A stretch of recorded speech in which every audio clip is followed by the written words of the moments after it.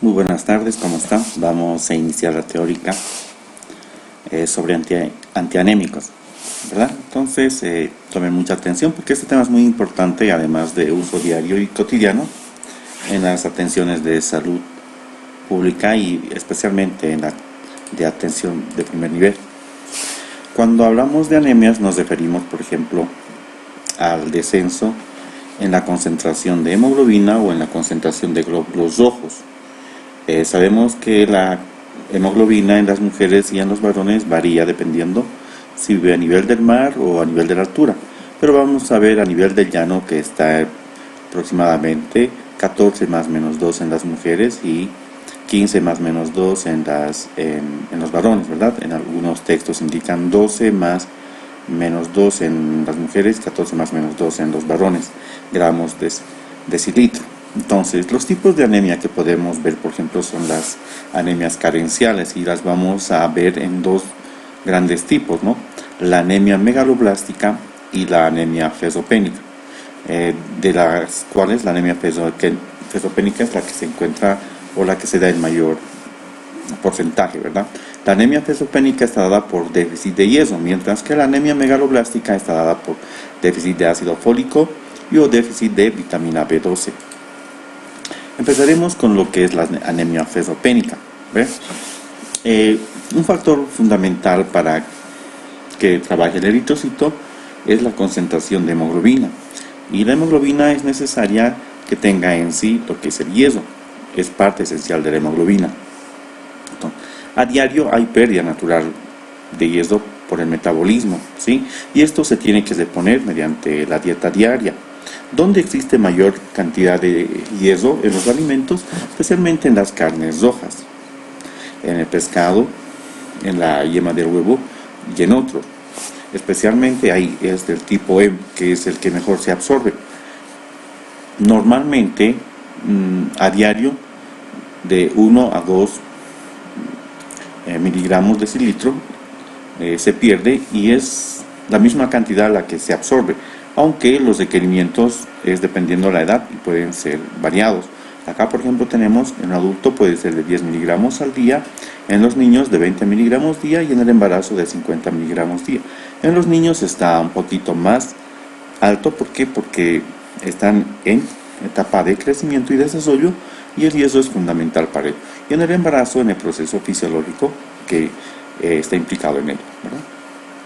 Ahora, el hierro se absorbe especialmente en el intestino delgado y la forma más fácil de absorción es en sentido fesoso, en sentido reducido. Normalmente el hierro se encuentra en estado fésico, el cual tiene que reducirse para ser absorbido en fesoso, ¿sí? Y una vez que se absorbe, para que sea transportada por una proteína que se llama transferrina, que es la que transporta el hierro, lo que tiene que hacer es transportar en forma de fésico. Entonces, nuevamente se va a oxidar. Ahora, dependiendo de las demandas del hierro, el hierro cumple todos los procesos metabólicos y para la síntesis de glóbulos rojos. Ahora, sí se almacena y puede almacenarse en la médula ósea, en el hígado, en el vaso y va a estar en forma de fecitina. Normalmente el hierro está almacenado en forma de fecitina o si vemos al microscopio va a estar en forma de hemosiderina. Ahora, el déficit de hierro en los varones el hierro normal está entre 50 miligramos por litro y en las mujeres 35 miligramos por litro aproximadamente, puede variar en la bibliografía, ¿verdad? El déficit de hierro se conoce como anemia fezopénica. ¿Y de qué tipo es? Es de tipo microcítico e hipocrómico, ¿sí? Microcítico indica que van a ser glóbulos rojos pequeños e hipocrómicos que van a tener disminuida la cantidad de concentración de hemoglobina. ¿Cuáles son las causas de la pérdida de hierro? Puede ser la dieta pobre en hierro, ¿sí? La dieta baja en carne, pescado y legumbre puede darse en los países más subdesarrollados y especialmente en aquellas personas que no tienen la capacidad de consumir, por ejemplo, carnes rojas y alimentos que tengan mayor cantidad de hierro. Puede ser debido al déficit de absorción de hierro, puede ser por un síndrome de mala absorción o extirpación parcial de duodeno, de diferentes patologías quirúrgicas se puede haber.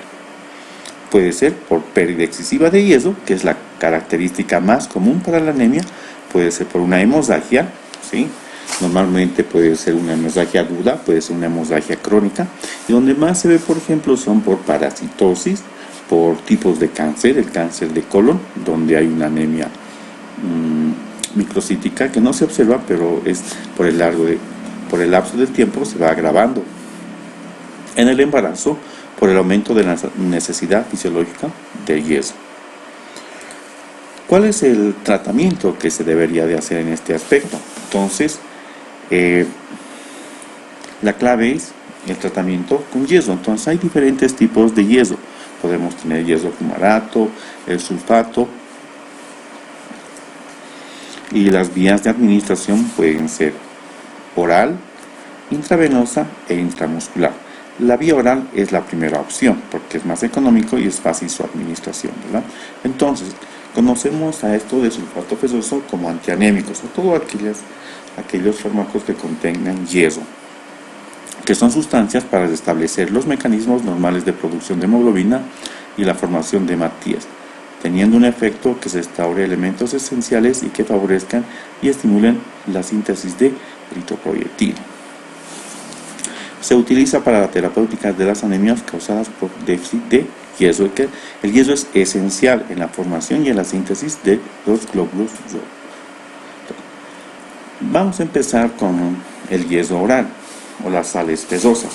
Tenemos de tres tipos: el gluconato, en forma de gluconato fesoso, en forma de sulfato fesoso es el más conocido, y en forma de fumarato fesoso. Entonces, cualquiera de los tres tipos se puede dar. Normalmente en nuestro medio el más utilizado es el sulfato fesoso. Entonces, ¿cómo debería ser la administración o cuál es la farmacocinética, verdad?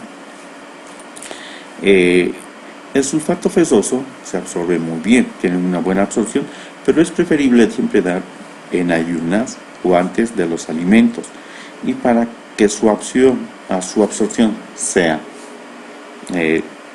lo más total o de lo mejor, se necesita que sea un estado ácido, nivel gástrico, ¿verdad? Muchas veces para que se absorba bien se consume vitamina C. La vitamina C hace que se absorba muy rápido lo que es el sulfato fesoso. Otro, para que el hierro se absorba tiene que estar en estado fesoso. Entonces, las sales fésicas requieren primero la reducción a la forma fesosa en la luz intestinal, ¿sí? Por una fesoreductasa, perdón. Entonces, si está como fésico es muy difícil que se absorba, entonces tiene que reducirse a fésico. La biodisponibilidad de las sales fésicas es menor que las sales fesosas, y las sales fésicas necesitan mayor dosis para producir un efecto terapéutico. Ahora, el tratamiento y la administración es dependiendo el tipo y característica de anemia que tenga la persona. Puede llegar hasta 6 meses probablemente en el tratamiento. La absorción. En los individuos sanos, normalmente la absorción, uno puede consumir, si desea, todo el hierro que quiera, pero el organismo solamente va a absorber de 5 a 10% de la dieta normal, ¿no? El resto se va a desechar, se va a eliminar, porque el organismo solamente requiere lo que necesita. Ahora, si hay una persona, por ejemplo, que tiene déficit, tiene algún tipo de anemia, entonces esa persona sí va a requerir mayor cantidad de hierro, y la absorción puede incrementarse hasta un 10 a un 30% de la dieta normal. ¿Por qué? Porque se requiere para la producción de los glóbulos rojos, ¿sí? Y la absorción puede llegar hasta un 60%. Ahora, ¿cuáles son las presentaciones de las sales fesosas? Normalmente vienen de diferente presentación, vienen de 200 o de 300, pero vamos acá, por ejemplo, en este cuadro indica sulfato fesoso que viene de 200 miligramos y es 65 miligramos de hierro elemental, que sí va a cumplir actividad pura. Tenemos la forma de fumarato fesoso también, que viene de 200, gluconato fesoso de 300 o succinato fesoso de 100. Ahora, en los hombres puede ser la administración, normalmente es una o hasta 2 o hasta 3 veces al día, dependiendo las características de la anemia que tenga, ¿verdad? En los niños es siempre por kilogramo peso y el yeso elemental es de 2 miligramos kilogramo al día. Entonces, en los niños, para la administración de los niños hay de diferentes características y diferentes presentaciones. Pueden venir en jarabes, en soluciones y demás. Pueden venir con saborizantes, porque hay que ver que no es a veces agradable el sulfato fesoso en tabletas. Por eso muchos, para que no presenten vómitos, entonces muchas veces lo consumen con el alimento, pero es preferible consumir en ayunas o antes del alimento, y mucho mejor para que se absorba rápido consumir con alguna bebida cítrica que tenga ácido, ¿verdad? Como por ejemplo vitamina C. ¿Cuáles son los efectos adversos producidos por el sulfato fesoso? Entonces, es el estreñimiento. El primero puede haber estreñimiento, puede haber también diarrea, pero lo que se puede notar que es un efecto adverso son las heces oscuras, ¿ya? Entonces está el estreñimiento y las heces oscuras como el denominativo más común de los efectos adversos. No. Las contraindicaciones: hemosiderosis, hemocromatosis, que es el aumento de yeso, ¿verdad? Entonces son las dos. O el tratamiento con yeso parenteral, que normalmente vamos a ver más adelante. Una de sus efectos adversos más comunes son las reacciones adversas. Entonces, vayamos entonces a ver el yeso parenteral.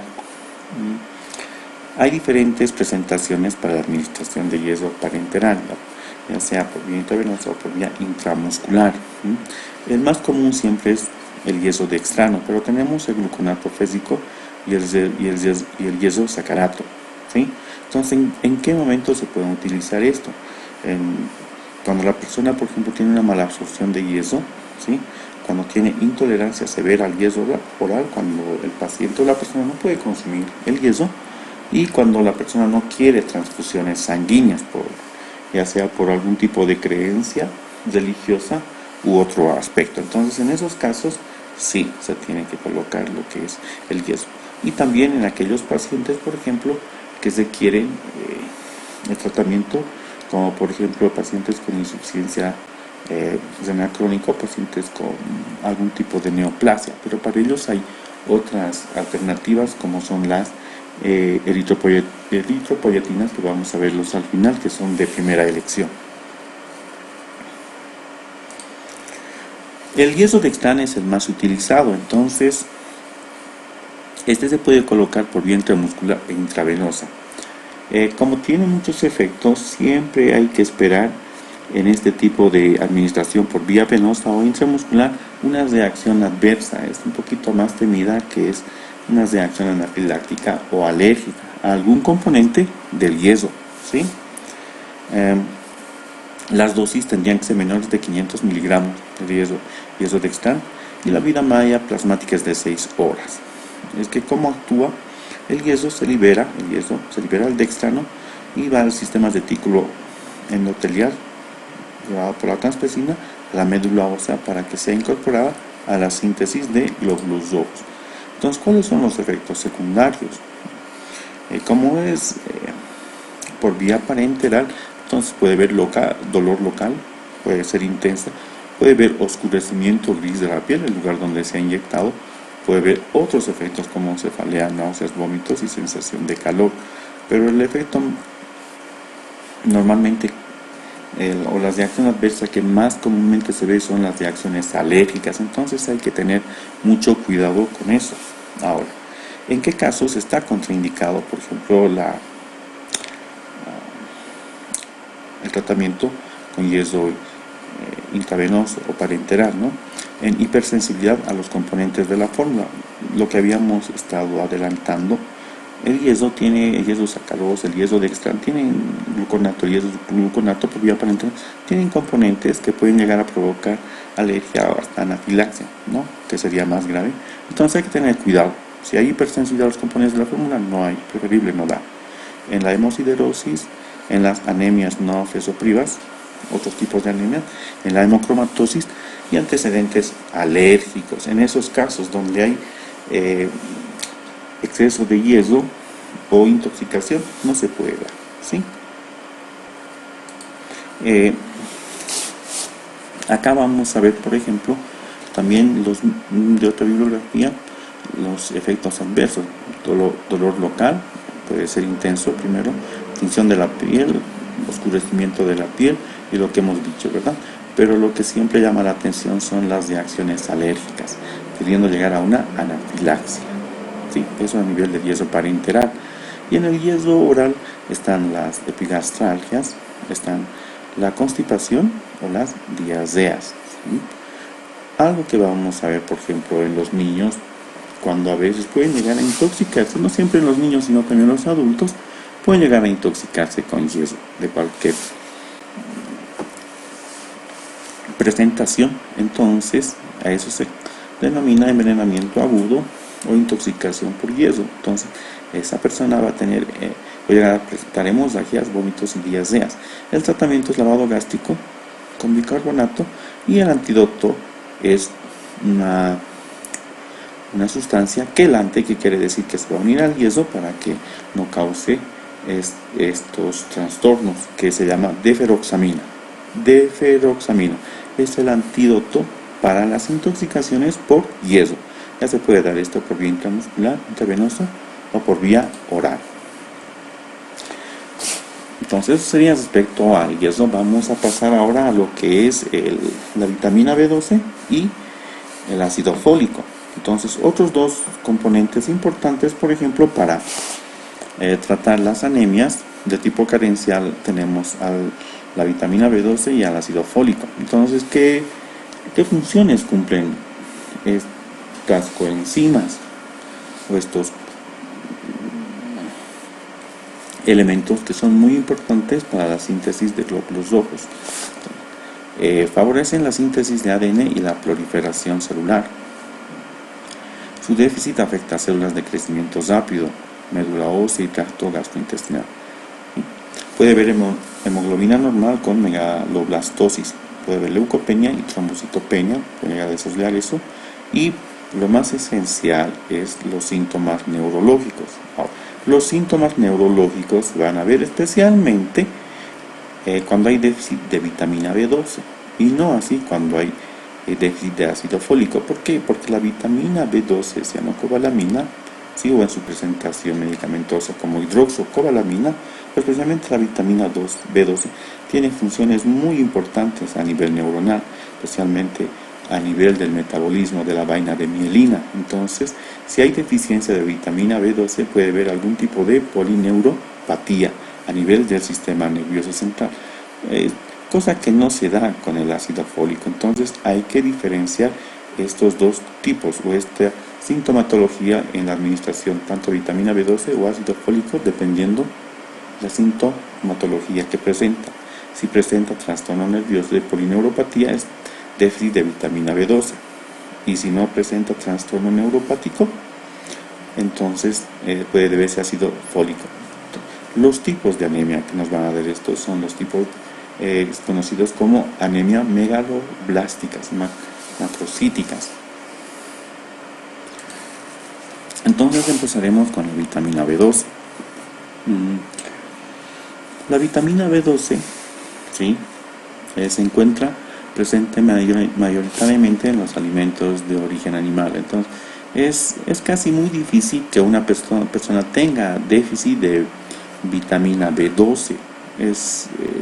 Tendría que pasar muchos años, 4 o 5 años, que tenga déficit de vitamina B12, especialmente si son personas vegetarianas. Están un poquito de riesgo a presentar este tipo de anemias, ¿no? O cualquier persona que tenga algún tipo de patología de pérdida de vitamina B12, pero es muy difícil, porque casi está en todos los alimentos, especialmente en las carnes rojas. Por eso les digo a veces que los vegetarianos con el tiempo pueden llegar a tener, ¿sí? Aumenta el riesgo. Ahora, la absorción de vitamina B12 necesita de un factor, denominé factor intrínseco de Castell, ¿no? El factor intrínseco de Castell, ¿sí?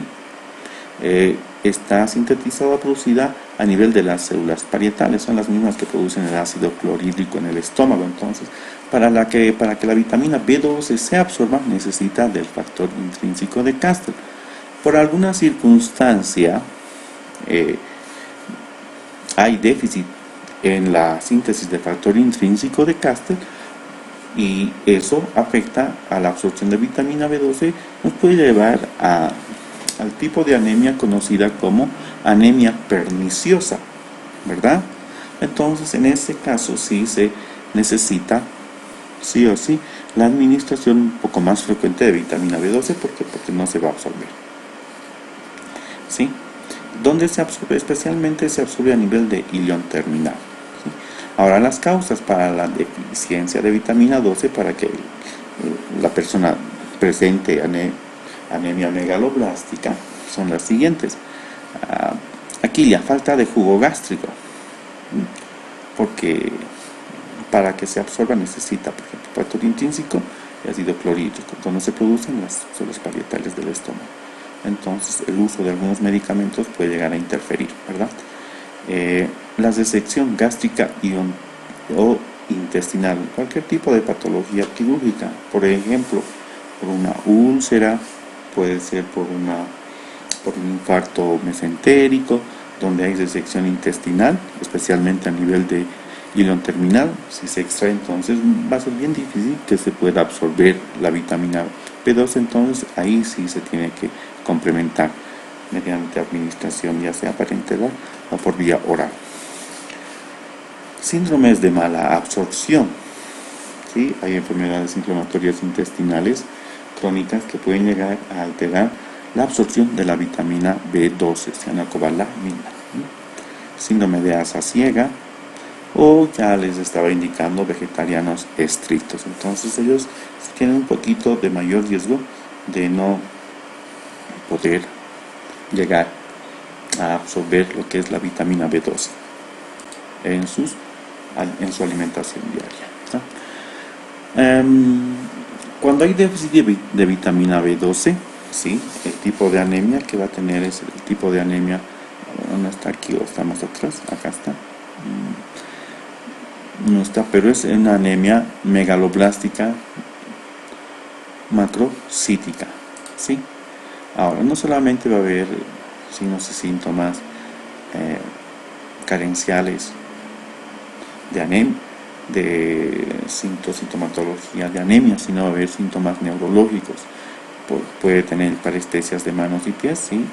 Disminución de la propiocepción, alteración del equilibrio, pérdida de memoria, confusión, depresión, pérdida de la visión central, que es un poquito más avanzado, ¿sí?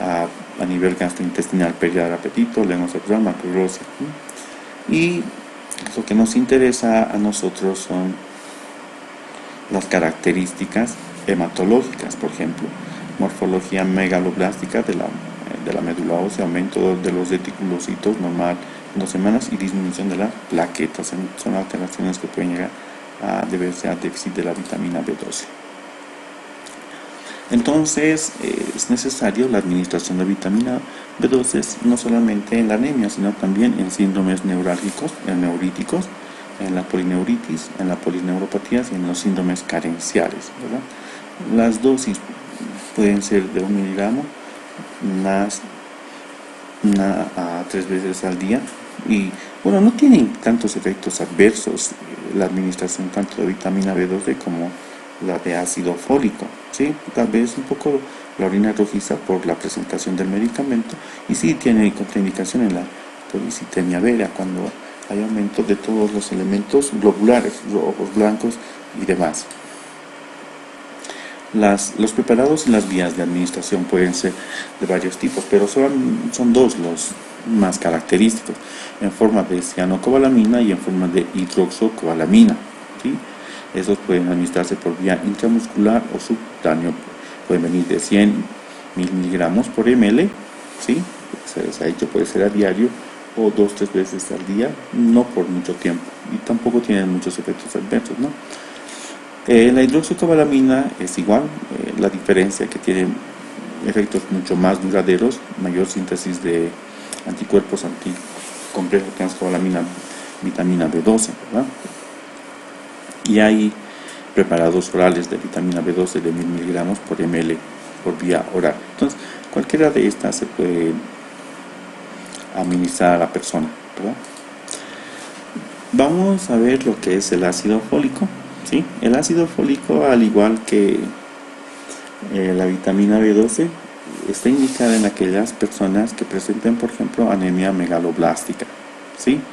Pero no solamente se dan en el tipo de anemia, también se pueden dar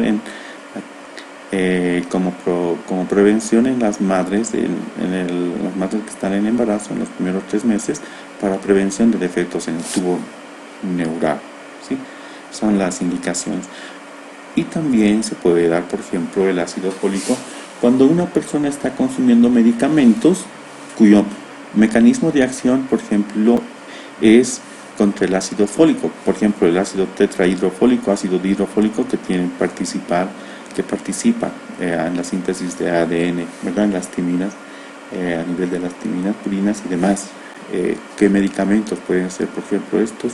Tenemos al metotrexate, ¿verdad? Que actúa a ese nivel, inhibiendo la síntesis de ácido fólico. Otro que son las sulfas, el trimetoprim, sulfametoxazol, ¿sí?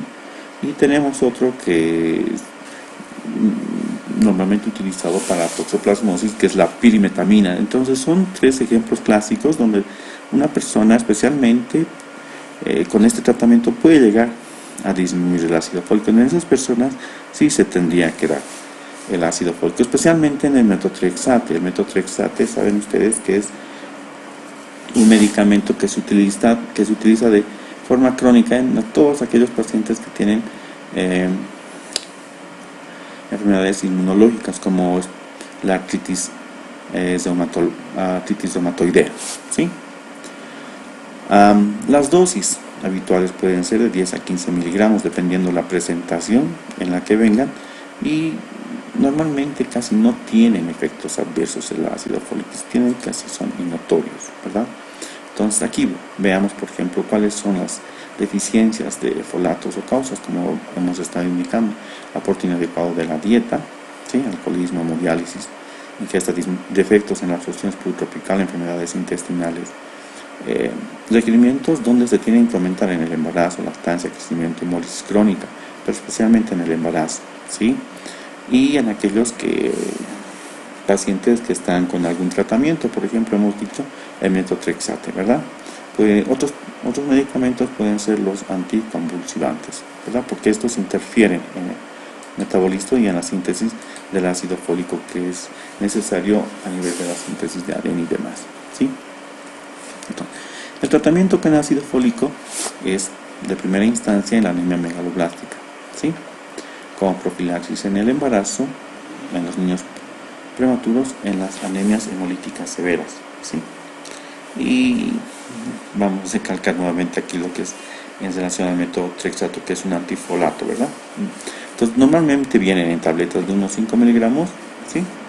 Se pueden dar uno diario por 4 a 5 semanas, ¿sí? Bien, eso es lo que es respecto al tratamiento de las anemias, ¿sí? Por falta de estos elementos bien importantes. Algo que espero que no se me pase es para ver, por ejemplo, cómo está yendo con el tratamiento a nivel de la anemia fosfopénica por falta de yeso. Se les hace controles a los pacientes cada 2 semanas, cada mes, y para controlar que está yendo bien la administración de yeso en la síntesis de glóbulos rojos, lo que se pide es descuento de reticulocitos. Los reticulocitos son formas juveniles de glóbulos rojos que aún tienen pedazos de núcleo. Ahí se ve que está sintetizándose y eso quiere decir que está yendo bien. Y el tratamiento no es rápido. Entonces, demora a partir de 2 semanas se ve lo que son resultados, 1 mes, 2, 3 meses, por eso el tratamiento es un poquito prolongado, ¿sí? Ahora, hay otros medicamentos que son más de uso de especialidad, por ejemplo, en aquellas anemias mielodisplásicas, por ejemplo, donde no hay formación ya sea de glóbulos rojos por falta de la hormona que es la eritropoyetina, ¿verdad? O de algunas formas de glóbulos blancos, ¿sí? A eso se los denomina síndromes mielodisplásicos o premedulares también se llama porque hay alteración a nivel en la síntesis, ¿verdad? Para eso se puede utilizar especialmente la eritropoyetina, ¿sí? La eritropoyetina, que es una hormona que se produce a nivel del riñón, tiene sus análogos, ¿sí? Especialmente esto se utiliza para aquellos pacientes que sufren de insuficiencia renal crónica. Los pacientes con insuficiencia renal crónica tienen déficit en la síntesis de eritropoyetina. Y si hay déficit en la síntesis de eritropoyetina, hay déficit en la estimulación para la síntesis de glóbulos rojos. Entonces, estos pacientes con insuficiencia renal crónica presentan, por ejemplo, anemia entre sus características. Y en estos pacientes el tratamiento inicial y de primera elección es darles eritropoyetina en sus formas análogas, como son, por ejemplo, las epoyetinas, se les denomina epoyetina alfa, epoyetina beta, ¿verdad? Entonces, son de primera elección para estos pacientes con insuficiencia renal y su administración es por vía parenteral. Se puede administrar dependiendo qué tipo de epoyetina es alfa o beta, puede ser semanal, puede ser mensual o puede ser diario.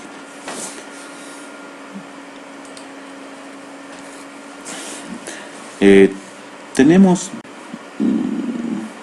la eritropoyetina o epoyetinas, para eso también podemos utilizar las eritropoyetinas o epoyetinas también para tratar, por ejemplo, pacientes con SIDA, con síndrome de inmunodeficiencia adquirida y avanzadas. Entonces, en esos pacientes también es de primera elección. Y también en aquellos pacientes que están, por ejemplo, quimioterapia o tienen algún tipo de neoplasia muy avanzada, en esos tipos, ¿sí? Para culminar, vamos a ver, por ejemplo, algunos factores estimulantes de colonias. Un poquito de especialidad, pero tienen que al menos de conocer que hay medicamentos que se utilizan para que haya aumento, ¿sí?, en la síntesis, producción de glóbulos de neutrófilos y de monocitos, porque en algunas patologías hay déficit. Entonces a eso se los denomina factor estimulante de colonias. Y entre ellos podemos ver, por ejemplo, la interleucina 11, ¿sí? Pero los más conocidos tenemos a los factores estimulantes de colonias de tipo granulocitos y de monocitos. Al de granulocitos y monocitos se los conoce como sacramostin, que se inyectan por vía subcutánea, ¿sí? Sacramostin. Y el factor estimulante de neutrófilos es el filgastrin. Entonces, el filgastrin, el sacramostin y la interleucina 11, ¿sí?, son fármacos utilizados para estimular la colonia, ya sea de neutrófilos o de monocitos. Muy bien, entonces con esto llegamos al final de lo que es tratamiento de las anemias mediante los fármacos que más se utilizan. Espero que les sirva y nos vemos hasta otra oportunidad. Muchas gracias.